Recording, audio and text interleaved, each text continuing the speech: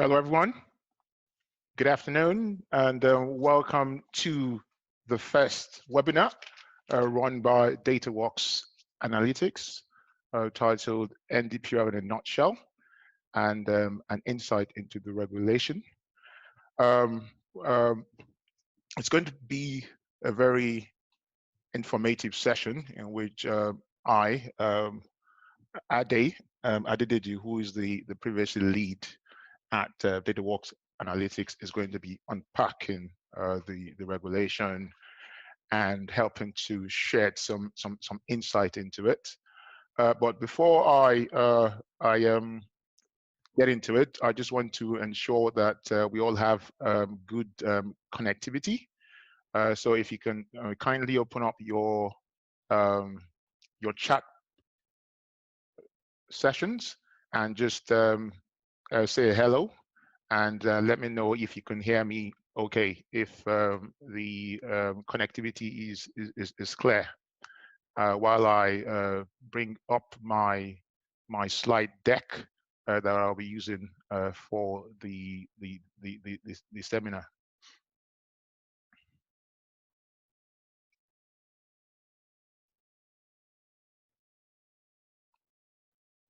Okay, thanks Binga, and also thanks Joke and Colin. Okay, yeah, let me start.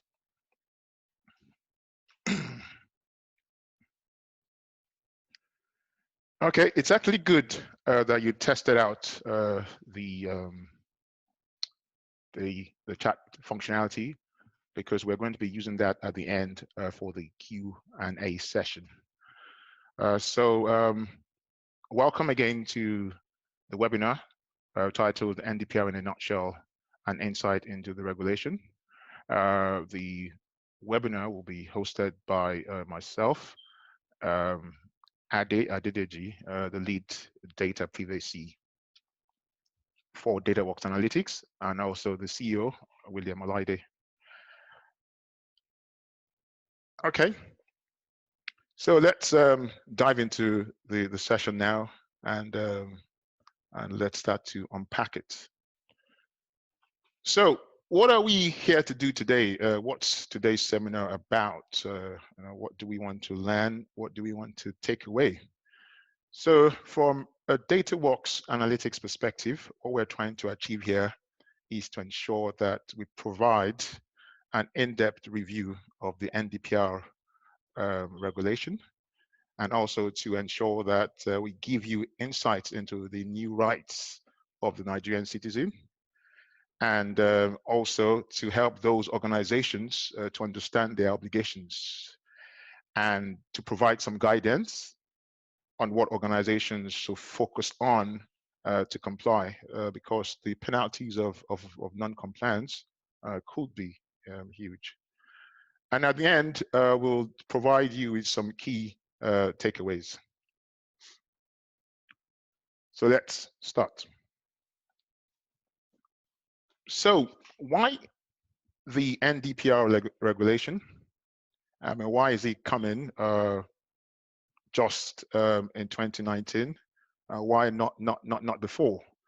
So a number of things has been happening, particularly in Nigeria, and with service providers.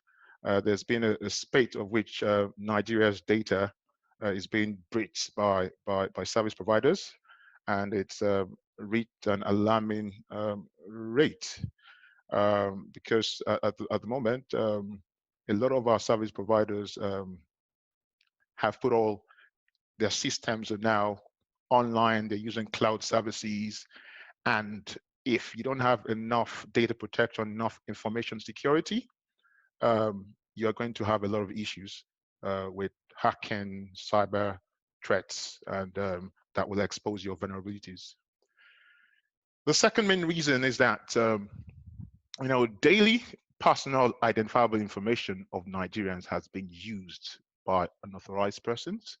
So people are using the data, personal data of Nigerians to further their own interest and to gain monetary value. And the third one, which is the most important one for me, is that the NDPR gives many public and private bodies that want to migrate their respective businesses and others information systems online. It gives them recognition, and it also helps them to ensure that they're able to do this safely without any data breaches, and also helping them to ensure that they protect the rights of the Nigerian citizen and residents, people who reside in Nigeria legally. And these are all according to NDPR, which is the regulatory body responsible for the NDPR regulation. So what is NDPR? So NDPR basically is the new Nigeria data protection regulation that was issued in 2019 by NDPR, the National Information Technology Development Agency. NDPR is the ICT policy implementation arm of the Federal Republic of Nigeria, and it's an arm of the Ministry of Communications. The NDPR is a subsidiary legislation, and it's issued in accordance with the mandate of the National Information Technology Development Agency, NDPR, but also embedded into the Nigerian Constitution of 1990 is the right to privacy, and NDPR seeks to protect and include that into its framework. To date, the NDPR is the most robust data protection framework in Nigeria. There are other data protection frameworks that are used by bodies like the Central Bank, and also NCC, the Nigerian Communications Department.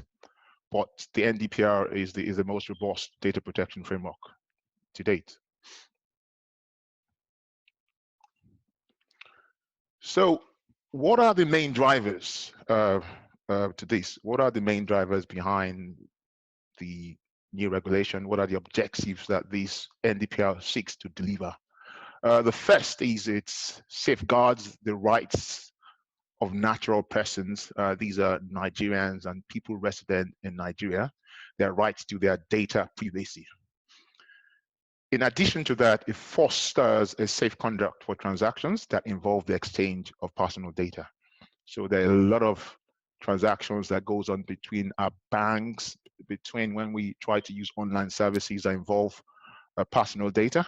Even when we go to our doctors and we do a blood test and we go in, there's a lot of transactions in which we do that involve the exchange of personal data. So this regulation seeks to ensure that these transactions are safe. Further, it also prevents manipulation of personal data.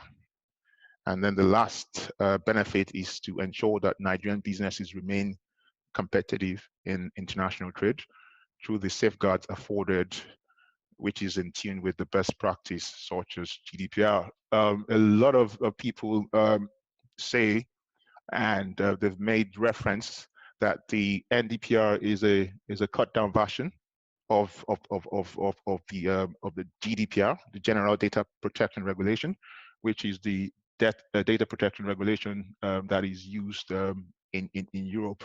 There are a number of other data protection regulations that has emerged over the past years. There was one of recent in California, the California Consumer Protection Act, that went live this last January, and there are a number of others as well.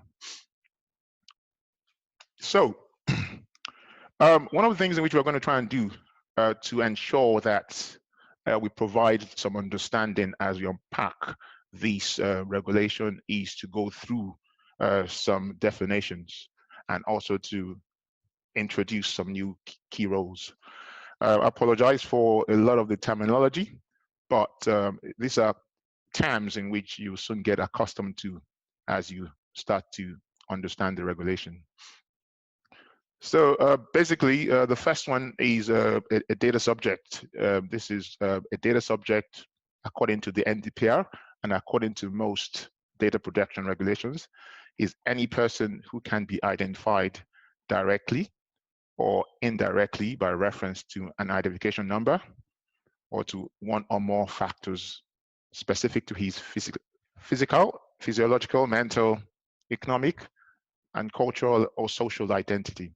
So basically, a data subject is a human being, really, a human being that can be identified directly or indirectly by a number of different factors. So NDPR is the National Data Protection Office, and NDPR's main role will be to register data protection compliance organizations, the DPCO, and the main roles of the DPCO will be to provide auditing and compliance services to data controllers. So DTPOs are organizations that are licensed by NDPR, and their main purpose is for training, auditing, consulting, and any data protection related activity to ensure that organizations comply to the new regulation and other data protection regulations like the GDPR and the CCPA, if applicable. Data controllers. A data controller is a person who either alone, jointly with other persons, or in common will process personal data. And basically, a data controller is an organization that handles and processes data. So for NDPR, data controllers who process personal identifiable information of more than 2,000 data subjects are expected to submit a summary of its data protection audit to NDPR every year. On the 15th of March this year, that's the first day where that audit is due. So there's a lot that organizations need to do to comply. And a data administrator is a person or an organization that processes personal data. So personal data is any information relating to an identified or identifiable person, a natural person. So the information that is relating to an identified, someone who is identified or someone who can be identified either directly or indirectly. So to cut it short, because I don't want to keep going through all the definitions, yeah, it's anything really like your name, your address, a photo, an email address, your bank details, your BVN number, your posts on social media, your cookies when you go to a website, your IP address, your IMEI number for your phone. So there are a number of things that could be considered as personal data, particularly when they're joined together and they can be used to identify a Nigerian citizen. Moving on, sensitive data. It's which is a special category of data, is data that is relating to our religious beliefs, like sexual tendencies, health, race, ethnicity, your political views, and so on. So key definitions. So processing or handling of personal data is any operation that is conducted or performed on a set of data, on a set of personal data, and includes things like when you collect the data, when you record the data, when you structure it, when you store it, when you alter it, when you use it, when you disclose it, when you transmit it from one organization to an organization, when you share it, and when you erase it, and also when you destroy it. So there are a number of things in which we do to data. It's considered to be data processing. So I'll move on to consent because of time. Consent, which is a big thing now, is when you freely give a specific, informed, and ambiguous indication of the wishes of a data subject to processing. And one of the things in which NDPR says about consent is that it has to be clear. It has to be a clear affirmative action or that signifies an agreement. So it could be when you go to a website, you tick a box, or you sign something, or you verbally say something that is recorded. All that can be considered as consent. And the final thing is the personal data breach. It means a breach to security leading to the accidental or unlawful destruction, loss. So any breach to security that leads to the accidental or unlawful destruction, loss, or alteration, or the unauthorized disclosure of personal data can be considered as a breach. And breaches normally has a lot of consequences, and it has a lot of impact on both data subjects, and it can lead to embarrassment. It can lead to physical harm of the data subjects. So one of the things in which NDPR put together as part of this NDPR framework is a compliance model. And I'll just quickly run through this model as it has a lot of information to provide us information as to how this works. So NDPR is the main data protection regulator in Nigeria, and it's responsible for licensing data protection compliance organizations, and is also responsible for monitoring and enforcing the regulation. Although sometimes there are certain aspects of this responsibility that it delegates to the DPCO. So now, the DPCO. DPCOs are what you call data protection compliance organizations, and they are the ones that are licensed by NDPR to provide auditing, training, and other compliance services to the data controllers. They also are responsible for submitting audits on behalf of the data controllers. The data controller basically is an organization, any organization that processes personal data on behalf of data subjects who are the Nigerian citizens.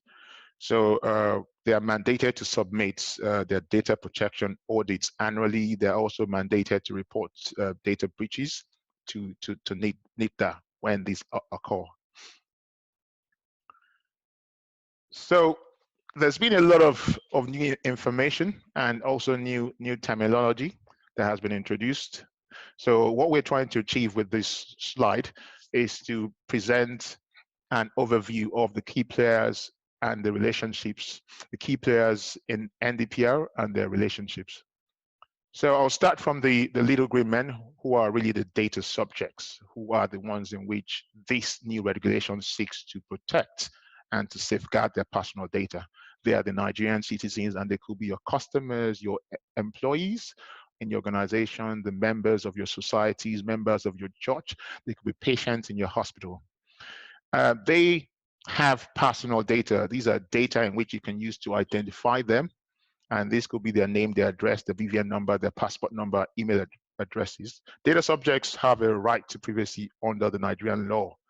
And the NDPR actually strengthens the Nigerian law and helps to enforce that right to privacy.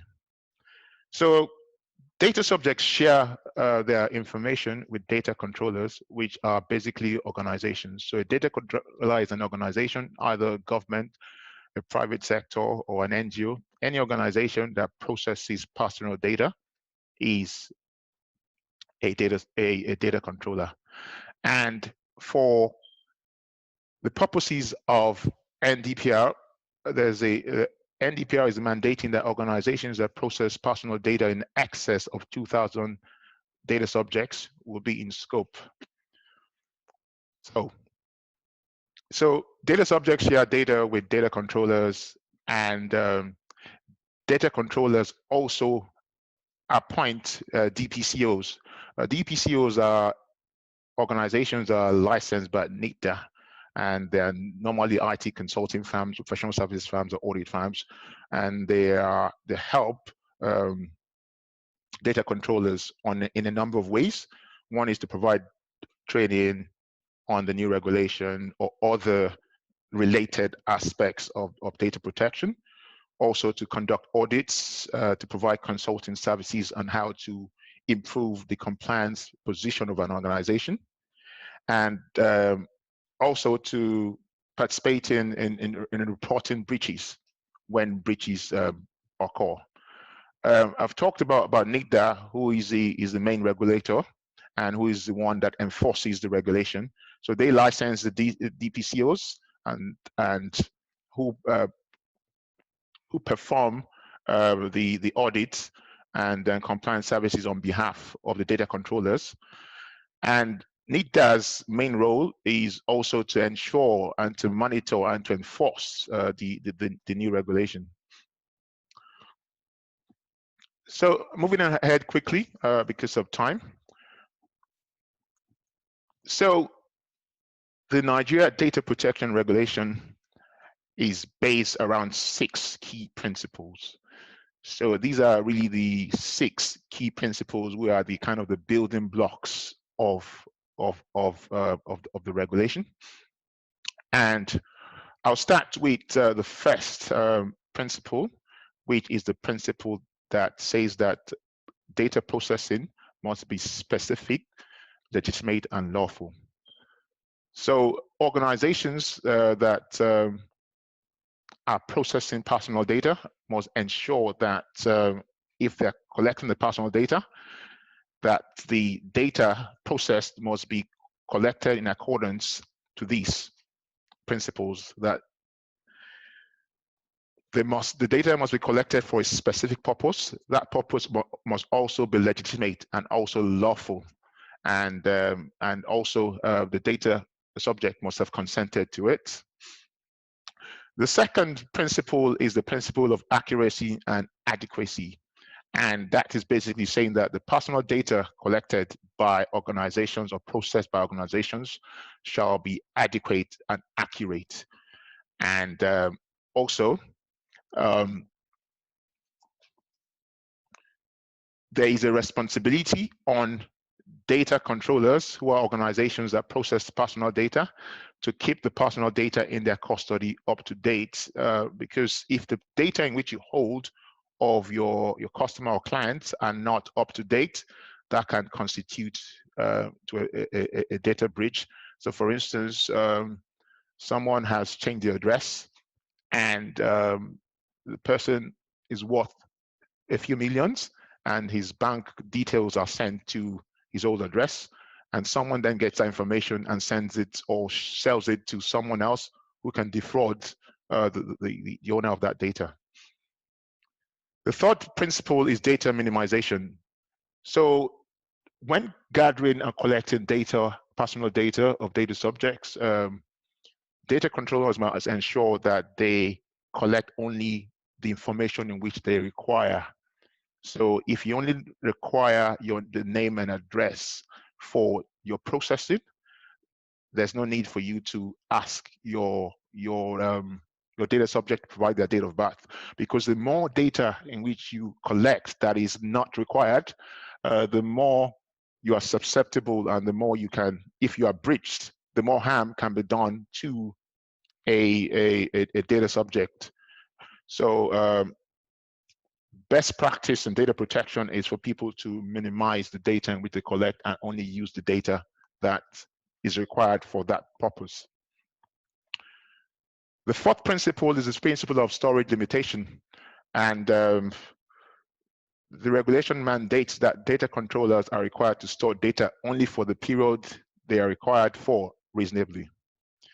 The regulation does not explicitly say how long for, but organizations are encouraged to have a data retention policy that specifies how long you will be storing that data for.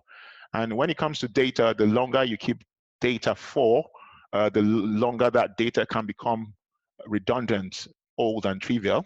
And if it might deteriorate in value, and so it's best for you to ensure that you are not storing your data indefinitely and you have a data retention policy.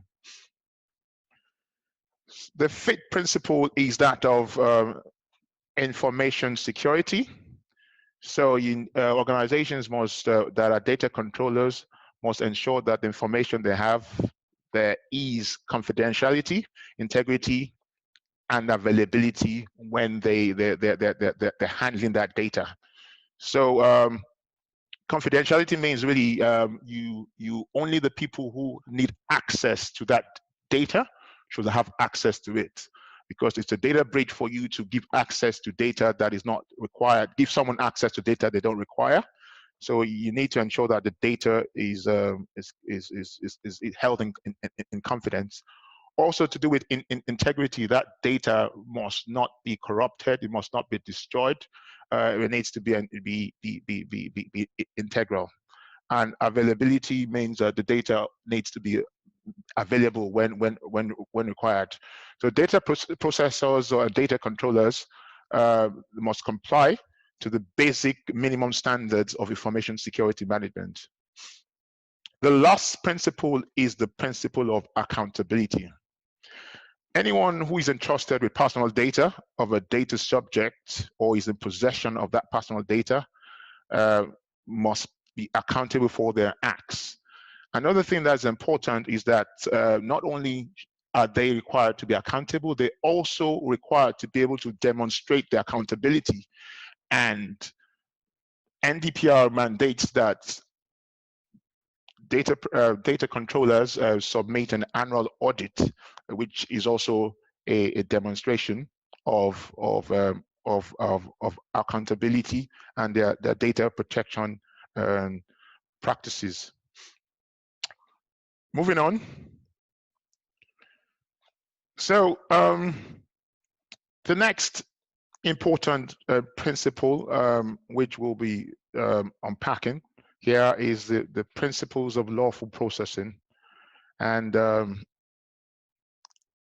so the regulation sets out and gives 5 main principles in which if you're a data processor or a data controller and you're processing personal data, to ensure that your processing is lawful, it needs to meet at least one of the following principles.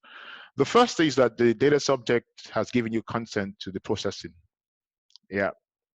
And then the second is that the processing in which you're doing, as in if you're processing, the collecting of information or whatever you're doing with the data, is necessary for the performance of that contract to which the data subject is party to.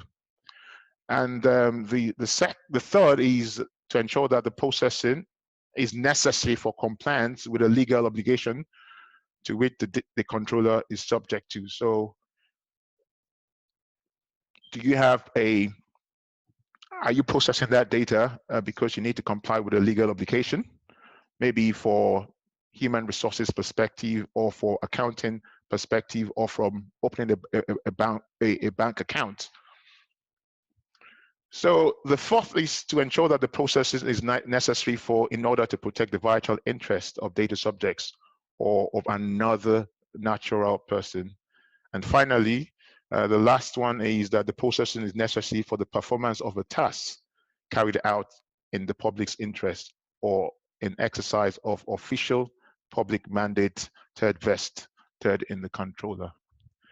So basically what this is saying is that before a data controller processes data, then it is important for them to understand and have a legal basis for that processing of the data.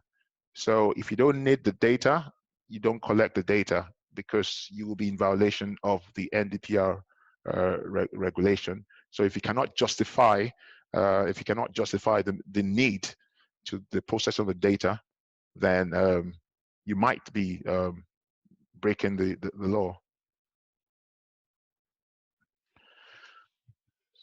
So one of the key things in which the NDPR introduces, and it strengthens the rights of the Nigerian citizen, is that it gives us what we call data subject rights. So organizations have a responsibility to ensure that they're able, when data subjects come with any of these 8 rights, that they respond to the request from the data subjects. This is a game changer, and it puts a lot of demand on the data controllers. So the first right is the right to access. So data subjects who are the Nigerian citizens, your employees, your patients, if you're a doctor, anyone has a right to access the personal data that is being processed by an organization, and they have the right to request this by what you call an access request.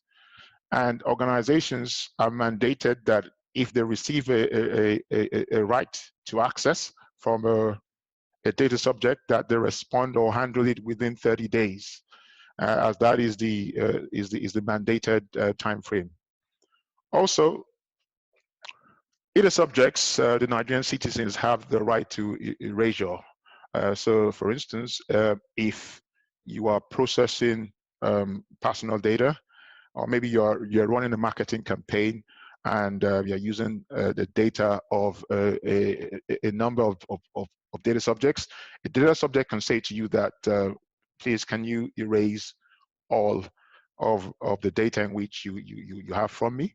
And if you don't have a legal basis to that processing, to comply with the law, you need to erase the data, and then you need to then respond to the data subject and to say that, yes, we have complied, and this is when and this is what we did. The third right is the right to be informed. So data subjects now have the right, and the data controller has to inform them about a lot of their processing activities. So for instance, before they collect the data, before you collect data of a data subject, you need to let the data subject know who you are, the details of your DPO, why you need to collect the pieces of data. Do you need it to collect it for legal obligation? Do you need to collect that data because you need consent for something? But you need to ensure that you state before you collect why you want to collect the data, and what your legal basis also is for processing the data. Also, if you intend to share data with third parties, you also need to state that upfront. An interesting one is number 4, which is the right to data portability, and that is something that happens a lot in the Western world, in which so the right basically says or states that if you have data that is held with an organization, like maybe your mobile phone service provider, and you want to go to another service provider, you have the right to ask for the data in which they have of you, and you can take that data, and they have to give it to you in a format that can be is legible and can be easily transferred to another provider. Number 5 is the right to object to processing or to restrict processing. These normally comes into play in things like in marketing, where you might have given consent to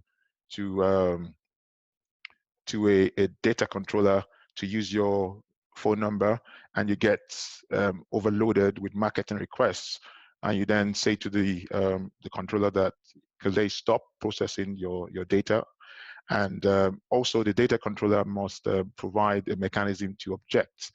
This can the mechanism to object is also could also be put on your website, in which people can, if you give them consent, you can withdraw consent.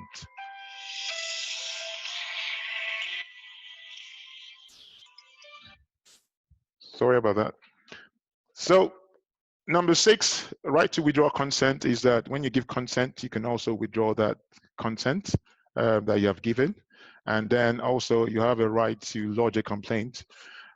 So if there's a dispute between yourself and the data controller, it is your right to report them to NDPR, and you can so you have a right to report them and to lodge a complaint with NDPR, who are the regulators of the NDPR. The final right is to do with automated decision making or profiling.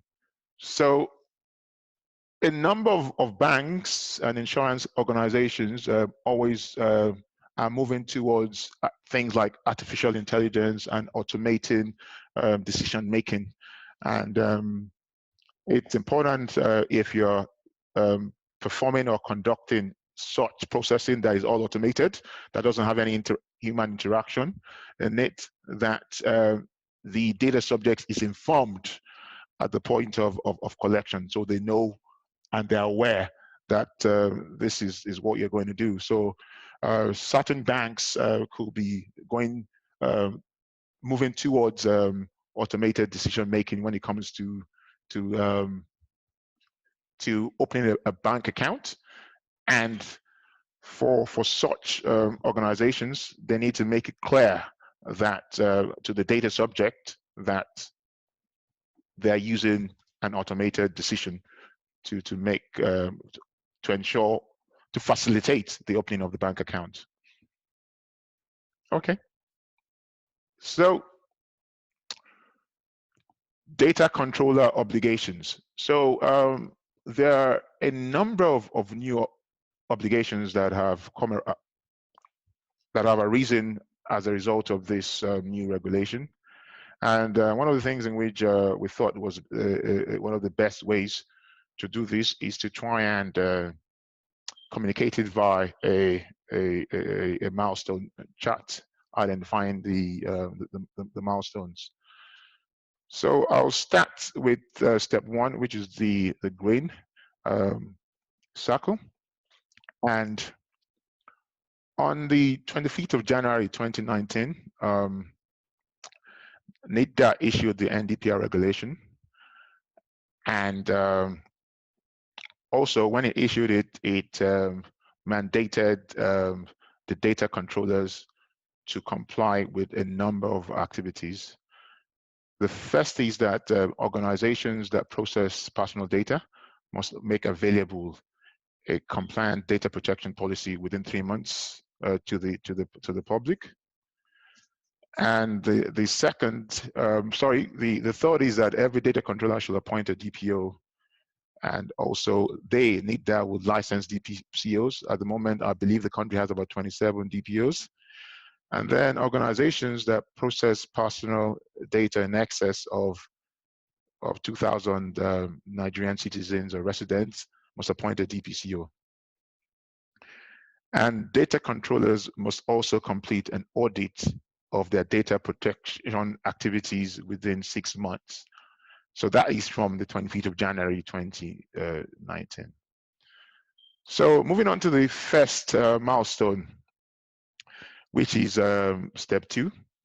So on the 25th of April, that was when the deadline for organizations to have or make public their data protection policies expired. So organizations, when the NDPR regulation was issued, it was mandated that organizations would provide to the public their data protection policies, that expired on the 25th of April. So the third key milestone was on the 25th of July 2019, and that was the deadline for organizations to complete and submit their audit, which was part of the mandate given in January 2019. One of the things in which NDPR found, or has been finding also, that with every new regulation, it has its own challenges. challenges to do with training, challenges to do with awareness, and particularly because the NDPR is a new regulation. It's the first robust data protection regulation in Nigeria with a framework, and it has its own challenges when it comes to implementation. So one of the things that did was they've postponed that deadline by another 3 months until the 25th of October. So on the 25th of October, which is therefore the deadline, the new deadline, the revised deadline expired, and also NIDA has started to enforce the NDPR. And there are a number of organizations, including Lagos State, who has also been investigated and to do with data protection or data breaches at the moment, and that is only going to continue to escalate. Step 5 is the key thing, really, which I think I need you all to pay attention to. So we're now in 2020, and on the 15th of March, as part of the regulation, the regulation that mandates that data controllers who process personal data of over 2,000 data subjects and have done that in a period of 12 months shall submit by the 15th of March a summary of the audit of their data protection activities. And I know that a lot of organizations at the moment are already struggling, or some are not even aware of that timeline and deadline, and that itself is a huge risk to the organizations. So these audits also demonstrate accountability, which is one of the principles of data protection, and these audits must be submitted on an annual basis. So moving on quickly, one of the things in which we set out to do was to help you to understand what organizations need to do, and to ensure that they comply with the regulation. So one of the first things in which I want to put out there is in an organization, compliance with any regulation is not only the responsibility of the CEO or of the board, is actually everyone's responsibility. Everyone is responsible for compliance with data protection regulation, but at varying degrees. The first thing in which organizations need to do is to ensure that the board are aware and the board are behind the NDPR compliance initiative that is set up, because the overall responsibility of compliance sits at the board. From best practice experience, one of the best ways to get this done is to set up a project or program that has accountability and is accountable to the board. This will help manage the organization's compliance-related risks, because the people at the board need to understand what your risks are. They don't need to understand it. They need to understand what is being done. Because if a data breach happens, or if they're found to be negligent, it could affect them at the board and the whole organization. So the compliance program needs to be set up to achieve and to deliver and manage some of these managed risks, and the things in which are mandated is, one, is to appoint or train a data protection officer.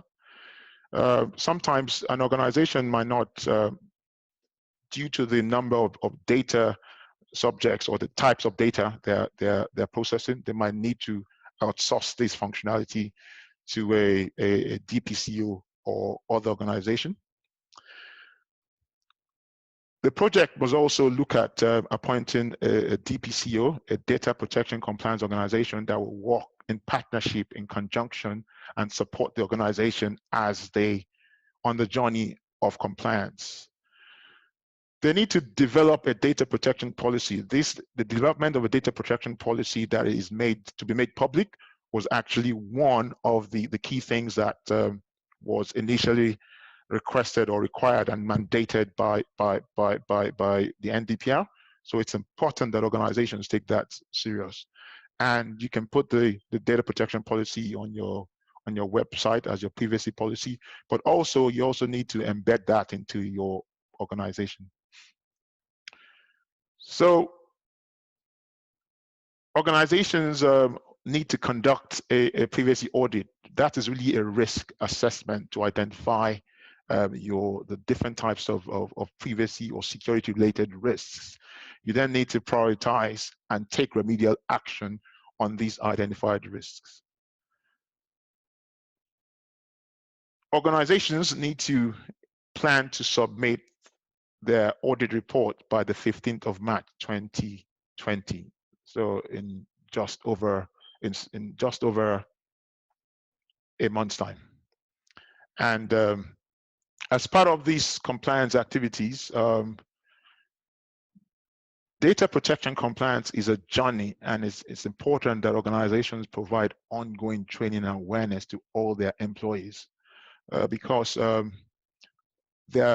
most causes of data breaches are not actually external.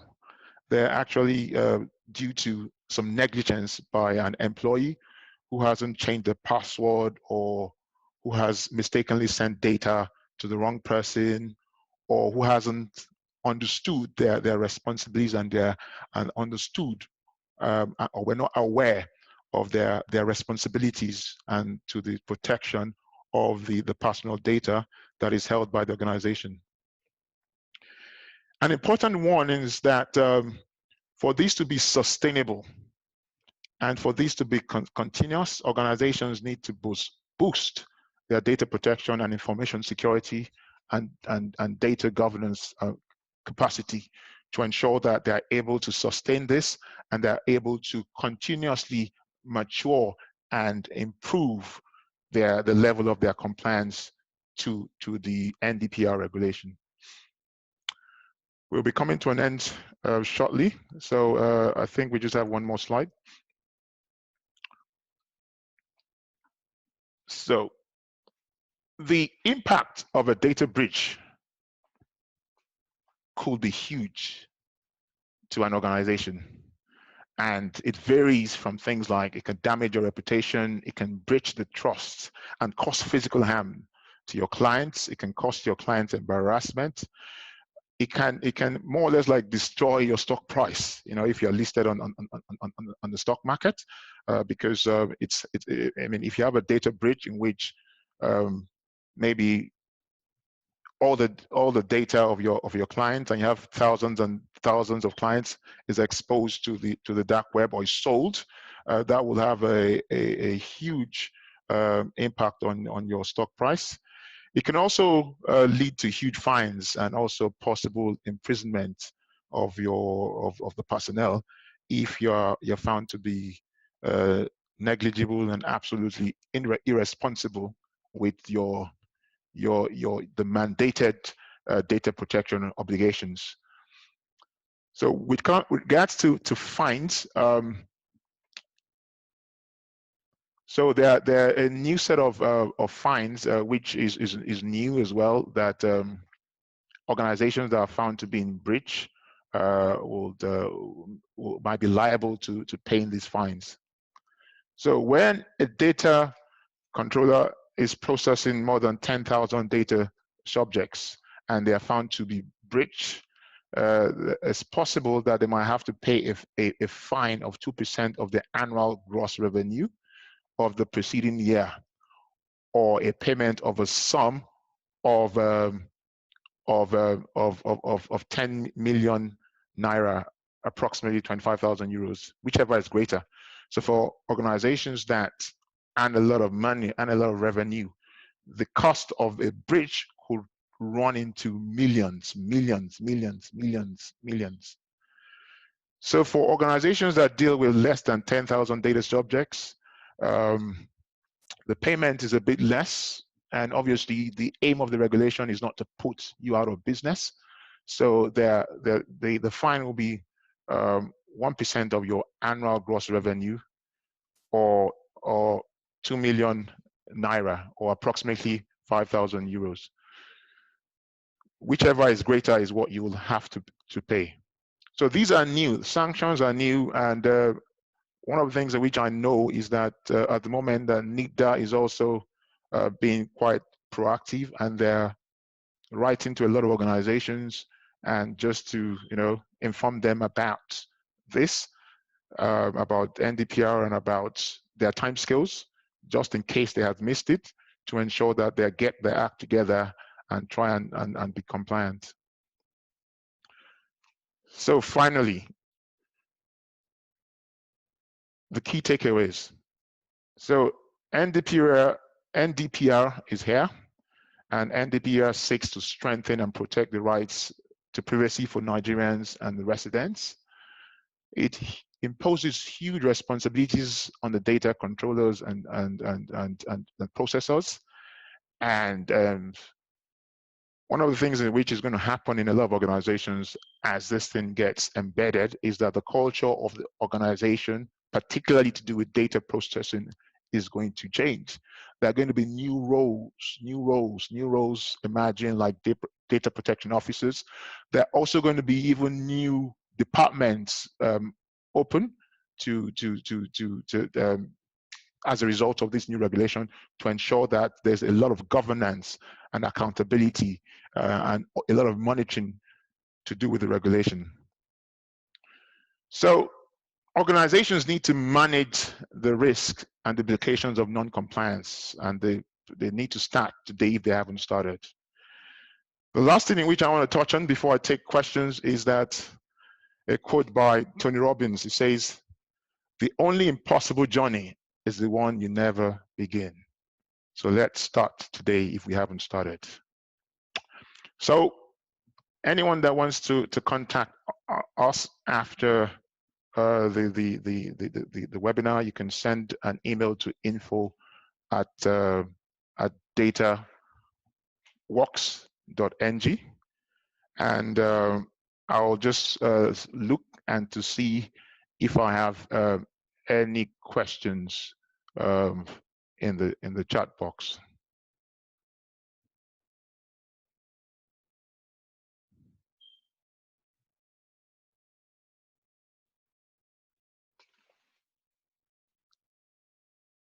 Okay, I'm just scrolling through the different questions, and just to ensure that I can take them. Just hold on.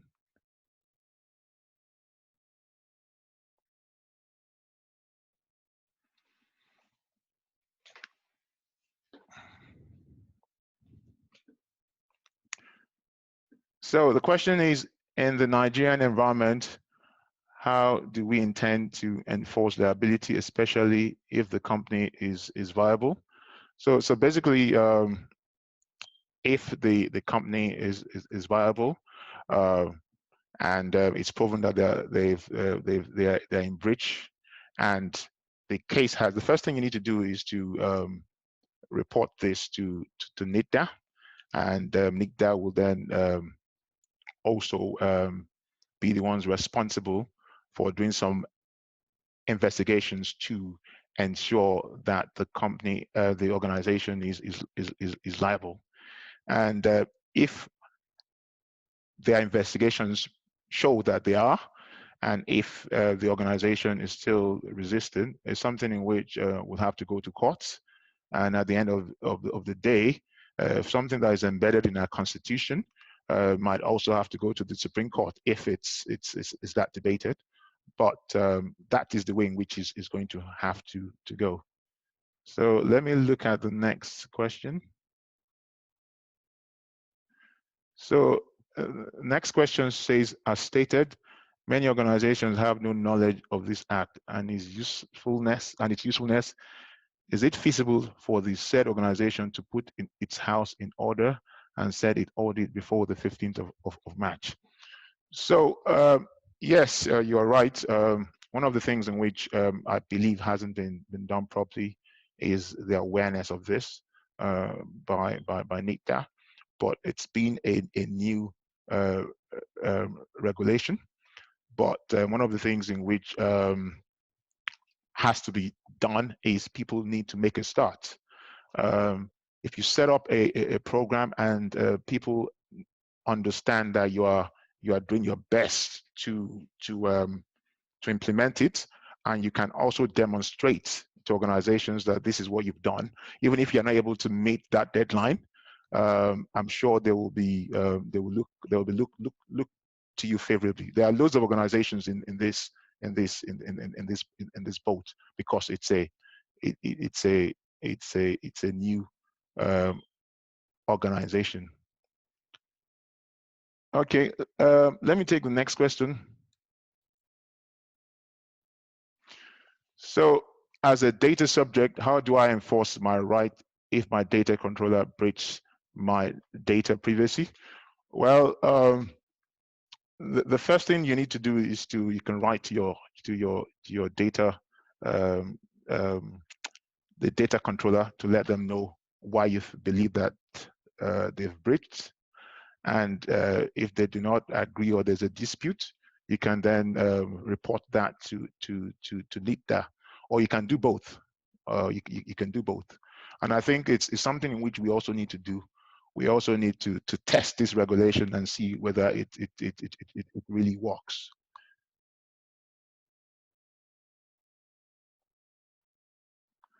Okay, can you share your slides with us? Yeah, a cut down version of the slide deck is going to be shared with all delegates. Okay, the next question.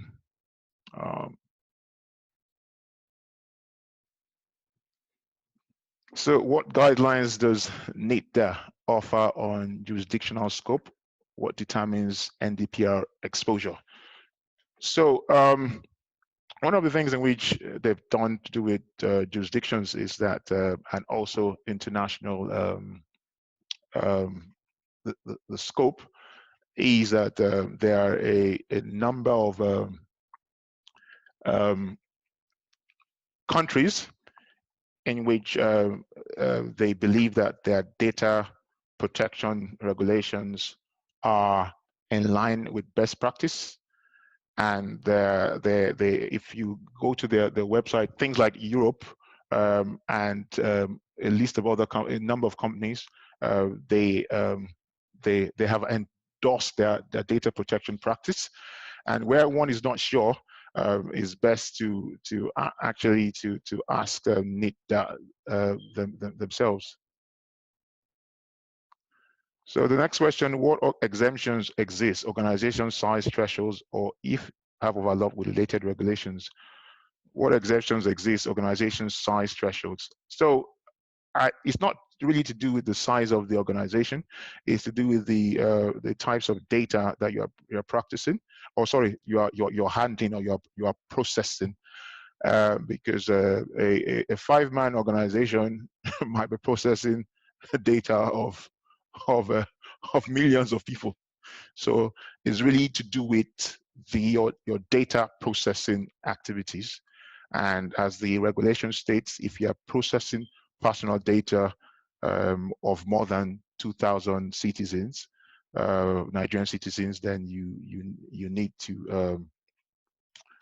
to be compliant. So with regards to related regulations, there's always an overlap of regulations in most countries as well. And so one of the things in which needs to be done is to understand the boundaries between the regulations and how they overlap, and sometimes how the regulations support each other.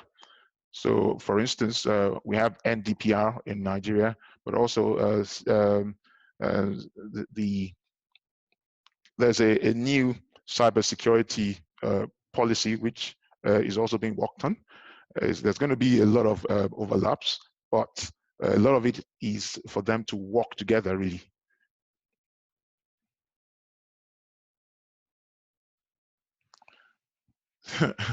What's my view on the current state of companies' data infrastructure to support this? A lot of the infrastructure in Nigeria, from my experience and from what I know, it's not in a good shape.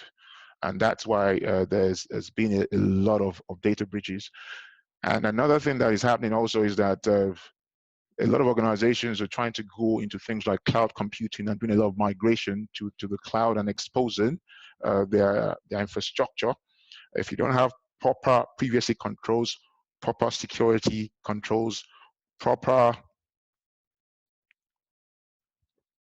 mechanisms and methods to monitor your network, to defend your infrastructure, you're going to be susceptible to a lot of risks, and because your infrastructure is going to be vulnerable, and there will be loads of threats from outsiders as well as insiders as well.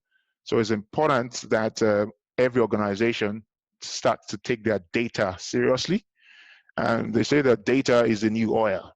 You know, people need to understand how to first of all, organizations need to have a strategy for their data, and that they need to review it and ensure that they have the right strategy moving forward, which includes compliance and other things like the ensuring that your infrastructure is robust enough for data data protection, as well as the other ways in which you can monetize your data. So it's now well over the set 1 hour, but I hope this webinar has been very informative and useful to you all.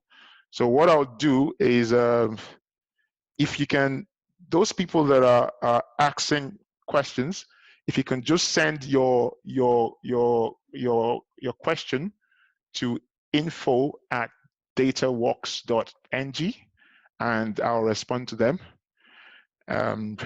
So thank you all for joining this our first seminar, and we're going to be having a number of seminars to ensure we continue to share knowledge of the regulation, also to continue to share best practices of data and how you can use data, how you can maximize the value in your data, and how you can ensure that your organization is positioned for the future. Thank you very much, and have a good day. Thank you. Bye.